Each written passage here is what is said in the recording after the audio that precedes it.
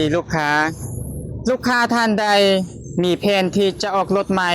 รถงามๆเฉพาะช่วงนี้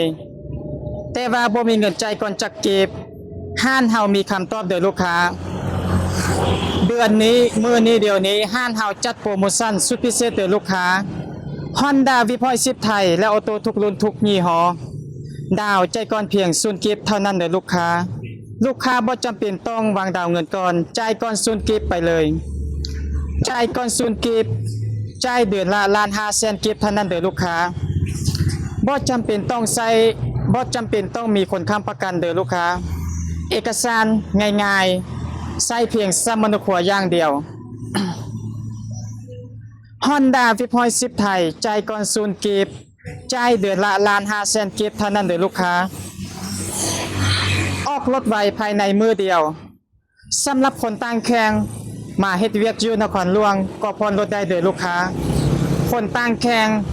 เอาคนข้ามนครหลวงค้ำประกัน คนต่างแข่งต้องได้วางดาวก่อน 15% เด้อลูกค้าโปรโมชั่นจ่ายก่อน0กิฟต์มีแต่เฉพาะเดือนนี้มื้อนี้เท่านั้นเด้อลูกค้าโปรโมชั่นมีจำนวนจำกัดลูกค้าสามารถเข้ามาจับจองโปรโมชั่นดีๆมีแต่ที่นี้ที่เดียวเด้อลูกค้าโปรโมชั่นเริ่มเตะมื้อนี้ถึงท้ายเดือนนี้เท่านั้นเด้อลูกค้าห้าน BL Motor ตั้งอยู่บ้านคำสวัสดิ์เมืองสายเศรษฐานครหลวงเวียงจันทน์ลูกค้าสามารถเข้ามาจับจองมาเบิ่งได้เด้อลูกค้า